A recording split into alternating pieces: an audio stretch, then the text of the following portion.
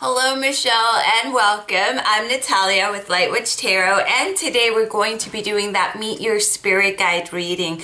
I do have your questions here, so we're going to just take a look and see about that experience you had as a child. Most of our spirit guides, especially what we would call our crone spirit guide, we do have in our life since we are born, basically, and our main, how do you say that? Our main interaction with them, it happens when we are children, since we don't really have the separation of the real world and the spirit world. So to me it seems, just right off the bat, reading your questions, that this may be the crone spirit guide. So what we're going to do is we're going to just take a look at the energy of the spirit guides, have them describe themselves a little better, as well as see guidance and messages that they want you to work with at the moment. So as usual with all of my readings, I do like to use healing crystals, and I do have an amethyst cluster, and that's for that healing as well as that balanced energy. And then I also have the clear quartz, and that is basically to enhance any of the messages that come across. And I don't know, the background you could see, I do have this spirit guide candle burning, as well as the protection and grounding candle. So basically my favorite part of the reading is when you get back to me and just let me know how the reading was for you. If you have any questions, if we see that gifts do come out, I will offer you some links at the end of the reading that I can send you for you to read, or if you need any kind of meditation. But the only thing you're going to receive right now is going to be the reading, because I don't like to overwhelm people with the link for the reading and then all of these other links without them really knowing what they're for. So I will wait for you, if that's the case. For you, let me know if you would like to, if it does show up, if you would like more reading information about it. So let's go ahead and get started. We're going to go ahead and begin with tarot. I separated about 6 decks, and we may work with them all, but we may not. And first we're going to start with tarot to connect to that energy. So it's going to be a little different than your normal tarot reading. Usually for tarot we connect with your energy and then we take a look and see what's going on. When we're doing a spirit guide reading, what we usually do is connect with that energy of your spirit guides. So like I said, if you have any questions, please feel free to let me know. So let's give them a few more shuffles.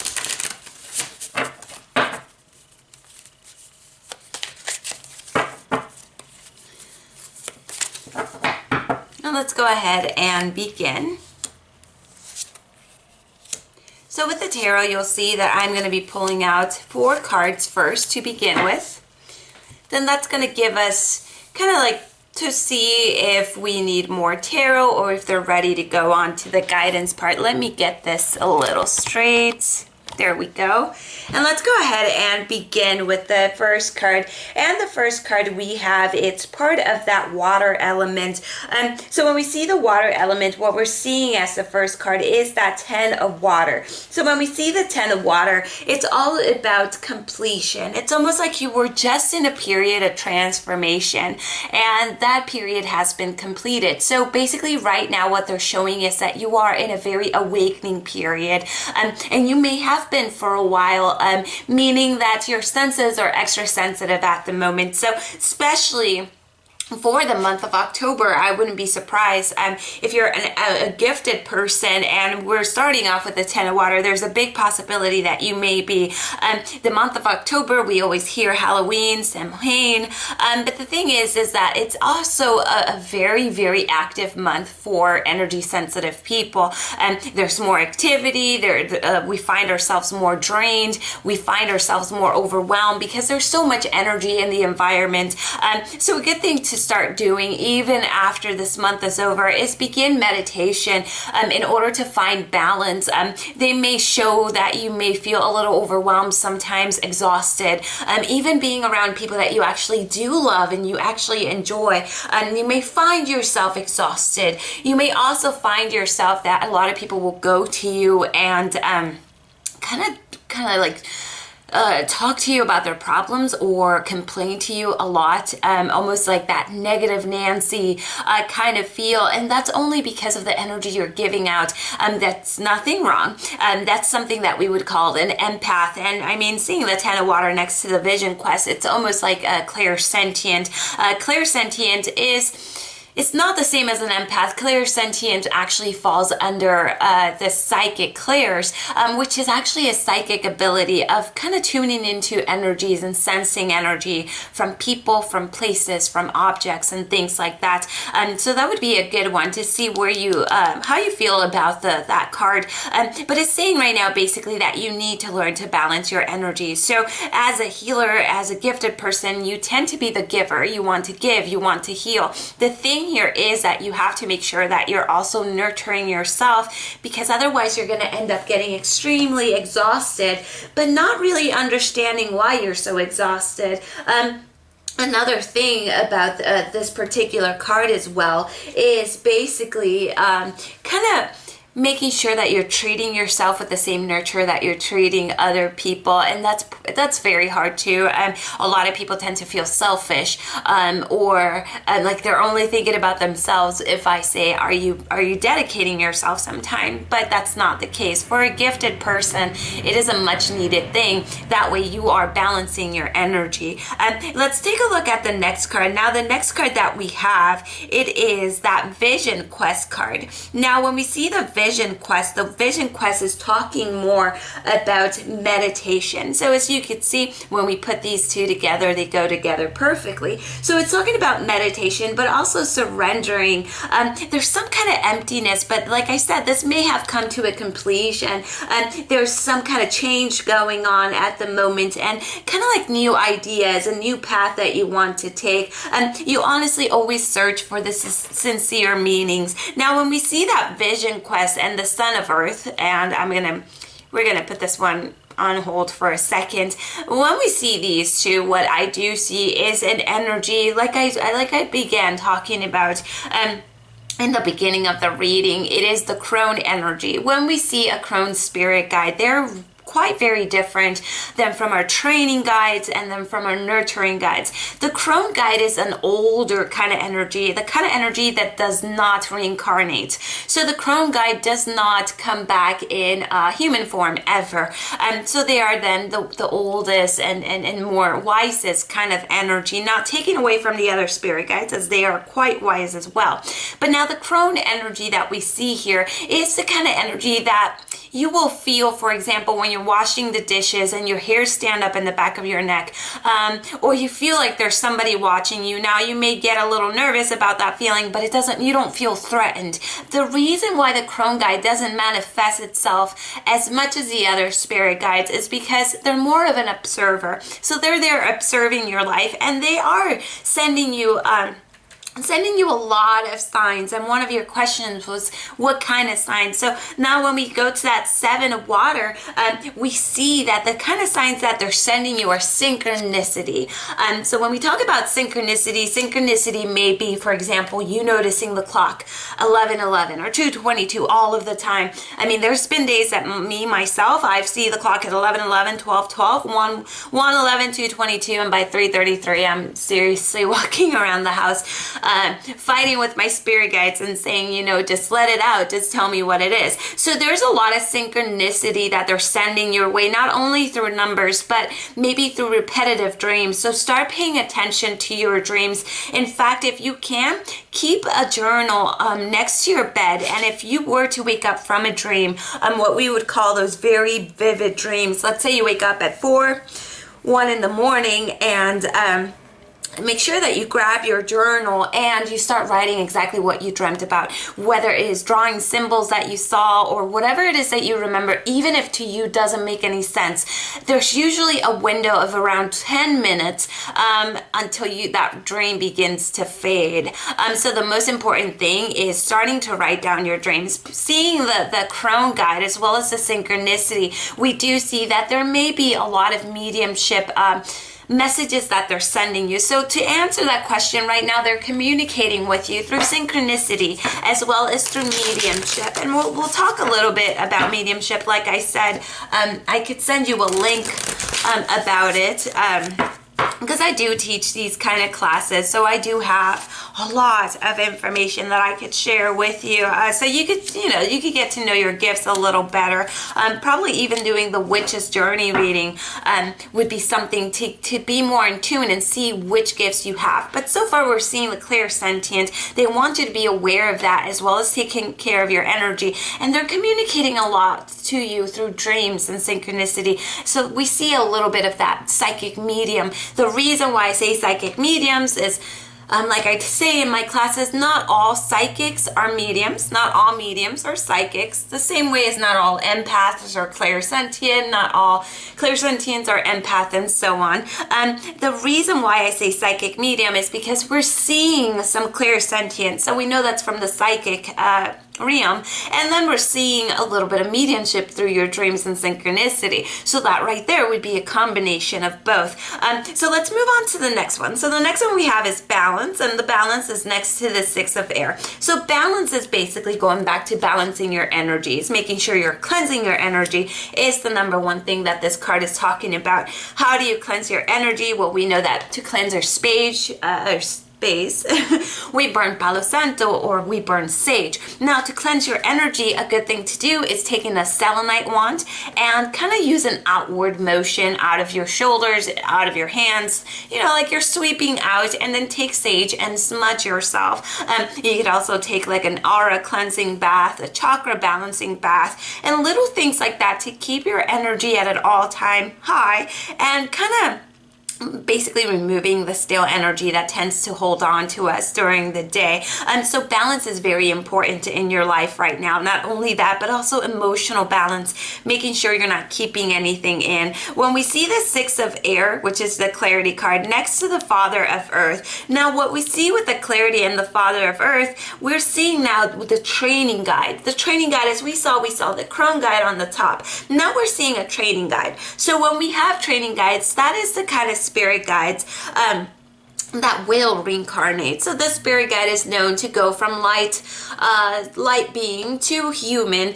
Here and there, they don't really reincarnate all that much, but it is part of their path. So they are known to reincarnate. Now, the crone guide you have had since you were a child, since you were born, we're each born with our crone guide already. That's like our oldest guide, and they're with us not only through this life, but through all of our lifetimes. Now, when we see the training guide comes to us at a later time in life, usually when we have a situation. So it's good to go back and see what's the first situation that you remember that kind of changed who you were. It's not like it's something traumatic, but something that changed your views, maybe from a child into a more mature kind of person.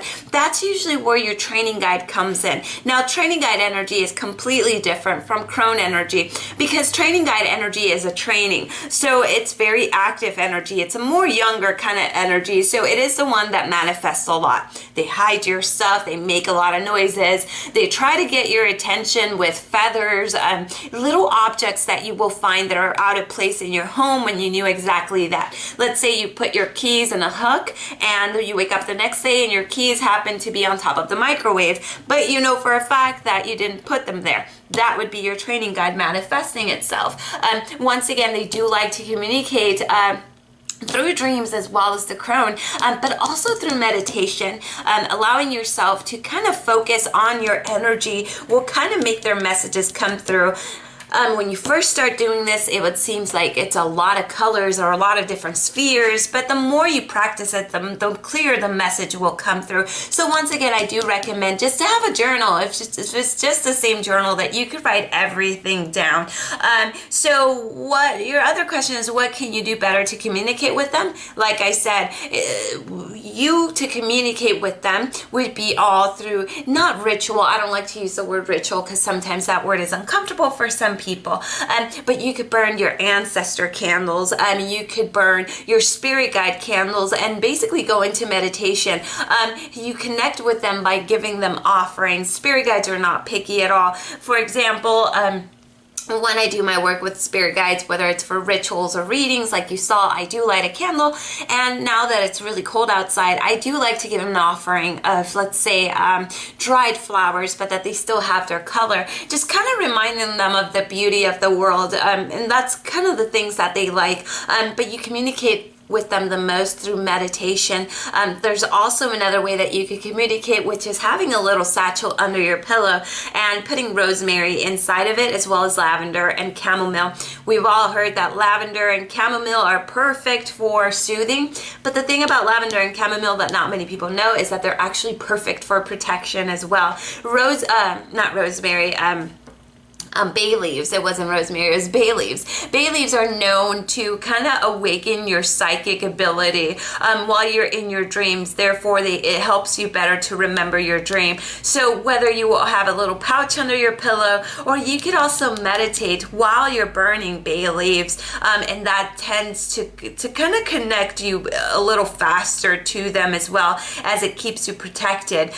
Now the next one that we see here is that daughter of air, and the daughter of air is basically your nurturing guide. And when we see the nurturing guide, it's always kind of like a very female, more female than male energy.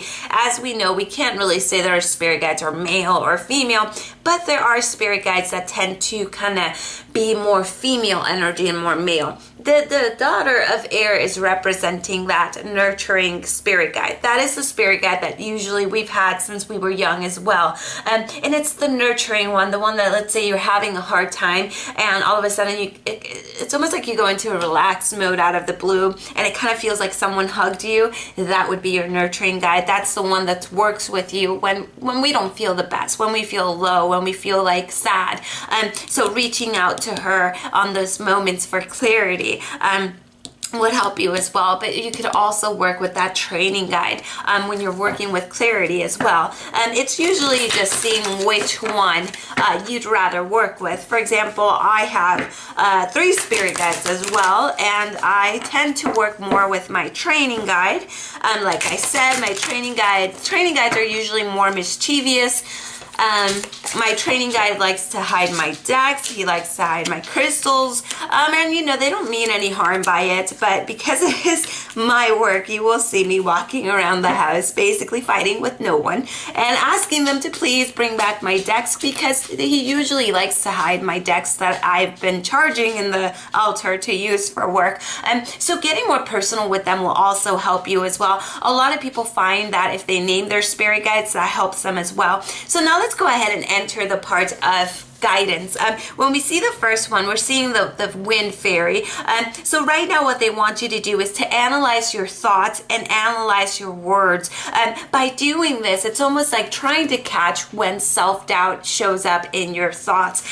Self-doubt is kind of like what they're showing, one of the things that becomes more of a blockage for you. Like, you know exactly what to do, but then inside in comes that self-doubt and kind of makes you feel uneasy about your plan. So what they want you to do is try to counteract that self-doubt with a positive thought. And they also want you to try to, when you're talking about yourself, to not speak lowly about yourself, to actually speak in a highly kind of way and honor yourself. So once again, it's almost like they're showing that you do give everybody else the best of you, and then when it comes to yourself, you're still kind of struggling with that self-love. So it's almost like they're pushing you for that. The next one that we see is Merlin. And so Merlin is all about alchemy, justice, and once again, balance. So it seems balance is a big message that they are sending you today. As you saw, we had the balance in the tarot as well. And now when they want you to keep balance, what they're asking you to do is to try to balance your life, to try to kind of, like I said, maybe do stuff for yourself that awaken your passion. And maybe if there's negative people around your life that act like energy vampires, maybe set the boundaries a little stronger, and basically not to let anybody take advantage of you. The next one that we see is the High Priestess. So I hope you're smiling, because this one is all about your visions, all about your intuition. So we see that your intuition is quite high, so you're very highly intuitive, and we know that because of the clairsentient. Now what they want you to pay attention to is those visions. Now, visions usually happen through your third eye, which is in between your eyebrows. So doing a lot of third eye chakra meditations will help you balance that, as well as I do have some third eye meditations that I can send you if you would like some. Now, the thing about third eye visions is what I teach in class. When you close your eyes and you try to imagine something, you'll see that you're, let's say this is, here, let me show you really fast. Okay, so when you're imagining something, so this is this is the center, right? You're imagining something, and usually when you're using your imagination, it appears right here. Now, when you have worries or thoughts, they're usually on this side, or they're usually down here. Now, when you're receiving an actual vision, it's usually in the center. So when you close your eyes, it's almost like it's black, and you'll see it right in the center. That's a good way to tell the difference between visions and imagination. Imagination will always be on the top or anywhere else, but never in the center. The only thing that happens through the center will be your visions, and that's a good trick that I do like to teach people when they, especially when they ask me, you know, how can I tell the difference? So it's kind of practicing and using your imagination and doing visualization is a great way to awaken that third eye.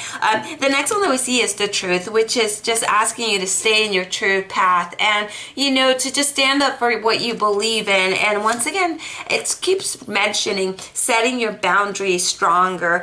So when we're talking about setting boundaries stronger, it just seems like it's almost like they're showing that there might be someone around you, physically around you. So it's not like they're saying this person is close to you or in your circle, but there might be someone physically around you that either has too much expectations of you or they drain you too much. Now, if that's the case, it's almost like they're showing that you know exactly who it is, and to set stronger boundaries with this person, because right now that's a reason why you may also be extremely exhausted, is dealing with negative people or this negative person or situation. So I'd like to hear your thoughts on the truth card. Now let's go ahead and move on to the next deck. And I know this is a lot of cards. A lot of people come to me and they think it's 12 card reading, but I do not stop the reading until I feel the reading is complete. So when we go to the next card, we're seeing the fire element, and it's all about transmutation and purification. So once again, making sure you're cleansing your area, making sure that you are allowing yourself to find that balance in your life. We're also talking about that fire element. We know that fire can bring us life. Fire can make us warm. Fire can almost save us. But if it's out of control, fire can also be destructive. So you see the meaning of the balance in this card. Also, right now, it's almost kind of like asking you to either stand in protection of something or someone, or even yourself, to take care of your home and your health, and to take a break from your routine. You need some independence right now. So they want you to kind of just take a moment. Like I said, it's a lot of overwhelming things happening. So they want you to take a moment for yourself. And we see that message coming up a lot today in a lot of different decks. So we can't even say that it's the same deck. The next card that we're seeing is that spring card. So when we see the spring, just like we saw in the first card, we see that awakening that you're going through. It's almost like a time for renewal, a time for a lot of projects.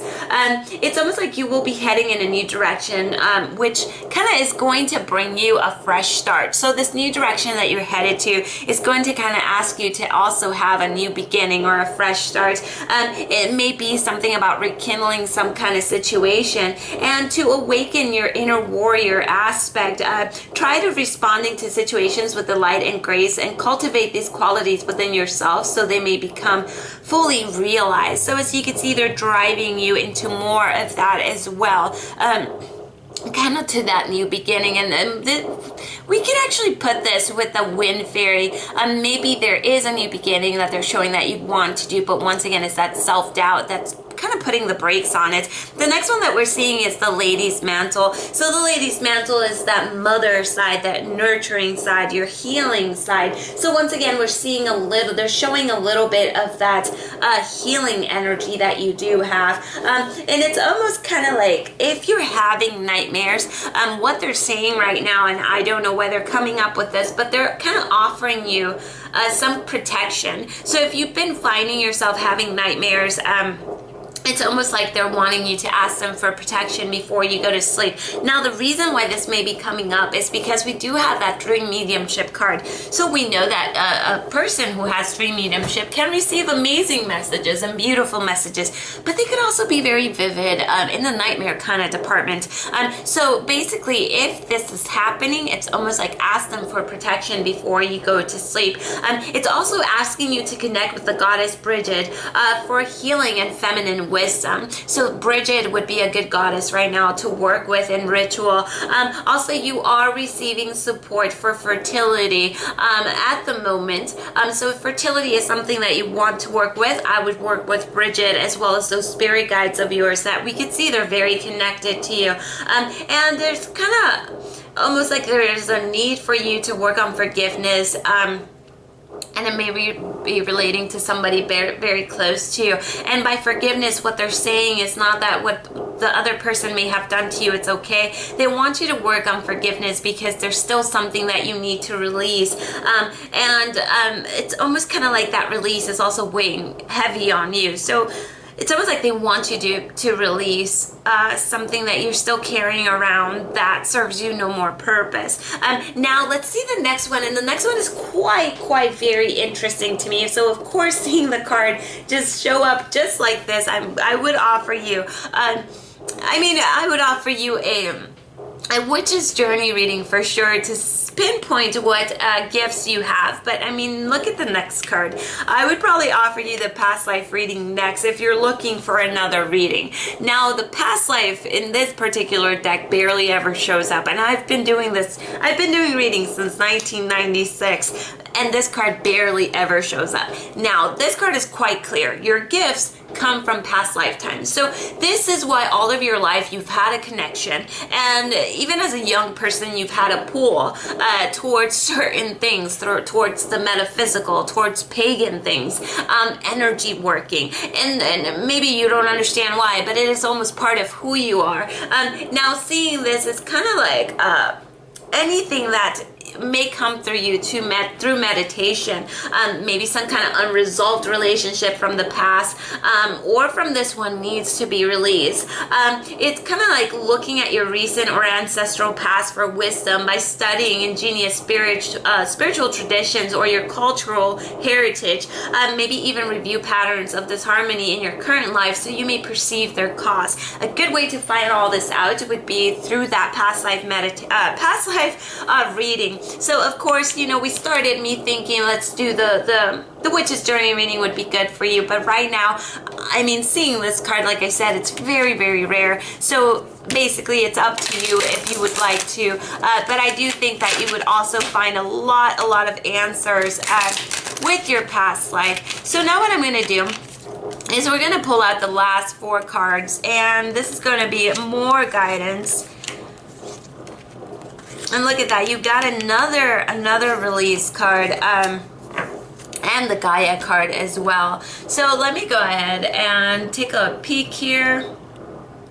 So basically, if your question of is your guide still around from childhood, yes, it is that crone guide. Like I said, he barely manifests, but when he does, you will feel it more as a change of energy. So chills, getting those spine chills that make you shake a little bit, your skin crawling. That's how you usually know that one is there.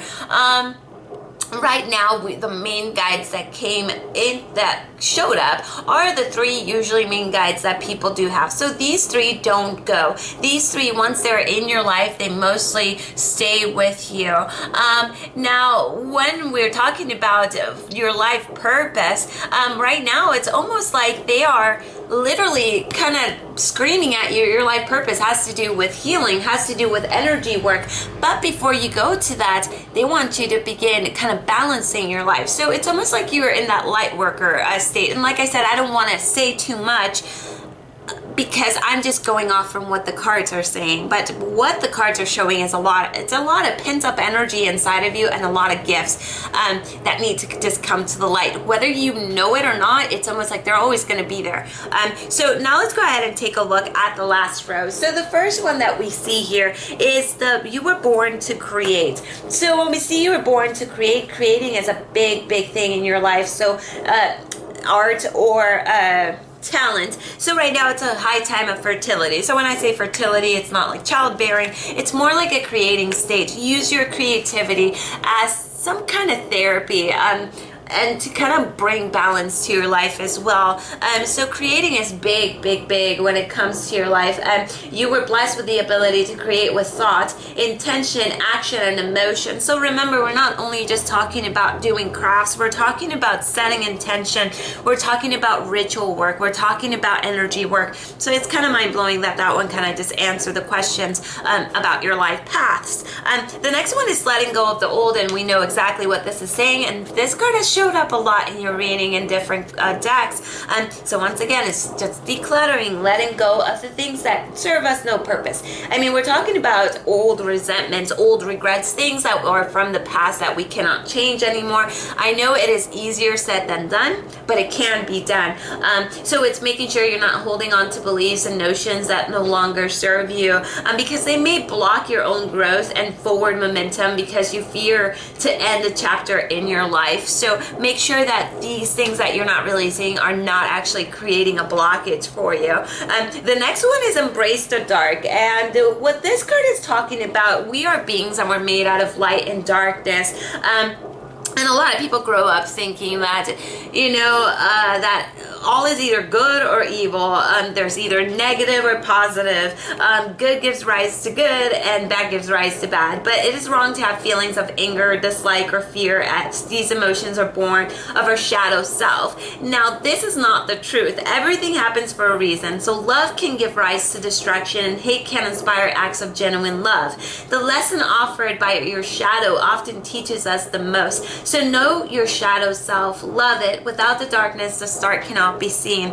This one's pretty crazy because I do have a shadow work workshop that I still have the enrollment open, but it does start next week, and it is all about working with your shadow self. This is a big part of the journey that sometimes it takes years, but it is basically embracing yourself as a whole. You're good and you're bad. So the light side is usually what we show people, but our darkness is usually what we keep for ourselves because we don't want to be an angry person. We don't want to be a short-tempered person. But the thing about shadow work is that it teaches you to respect and embrace all of you, and understand that some days you will be extremely patient and extremely kind, and then there's going to be days that you won't be so patient and so kind. The thing is embracing that and kind of understanding that you are allowed to feel like that you don't have to be this certain kind of perfection that people think that we should be, because that's impossible, right? We're energy, we're always moving, we're constantly changing. So it's embracing your shadow self and working with your shadow self. Now the last one is honoring Gaia. Now honoring Gaia is, as we saw, Bridget is one of the goddesses to work with, and then we have the second one is Gaia. Now Gaia, it is one of the ones that I work closely with, and Gaia is all about the earth vibration, earth energy. So crystals are all Gaia. Now that we saw that you have that healing thing, herbs, healing with herbs, working with herbs, as well as kind of those moments that you feel like you cannot get centered. I don't know if where you are it's cold or not, but even going outside for about 5 minutes barefoot and just feeling the vibration of the earth will kind of bring you into balance. So you have a very big connection to nature itself. And I know that was a lot of information, but basically seeing that your spirit guides, we have three. We have the crone, we have the training guide, and we have the nurturing guide. those are literally with you forever. Like I said, the crone is the one that you start with. Everybody starts with that one, and then throughout life and situation, then the other ones come. There may be some that are coming and going. Now, the spirit guides that come and go usually won't make it into the reading because they're temporary, so their energy doesn't stick around. Now, a good way to communicate with them, like I said, is through meditation. Pay attention to your dreams. Before you go to sleep, even ask them, is there something you want to show me? So we see a lot of clairsentience. We see a lot of mediumship as well as empath and healing tendencies here. For readings, what I would recommend, like I said, the Witch's Journey reading to get to know what gifts you actually have, so we can actually like pinpoint it. But I'm pretty sure you have way more than just the clairsentience. I mean, seeing that third eye card, we could even be talking about clairvoyancy. Because it was mentioning the vision. So clairvoyancy is clear seeing. It is the one that we hear the most about. You will hear a lot of people in a lot of movies, people talking about clairvoyancy. It is the one that we hear the most about, but actually one of the most rarest gifts, and it's not at all how they show in movies. They make it seem like it's a scary thing, or the clairvoyants get attacked by demons. It's not at all like that, I promise. So basically what I'm going to do, because I know that was a lot of information, so I hope I didn't overwhelm you, I'm going to wait for you to just get back to me with that feedback and let me know if you want more reading material, if you would like some third eye meditations, and where you would like to go next. It was my pleasure to give you the reading. This whole, just kind of looking at it, it kind of blows my mind, especially that past life card showing up. That is rare. So I cannot wait to hear back from you. Lots of love and light to you, Michelle. And blessed be. Bye-bye.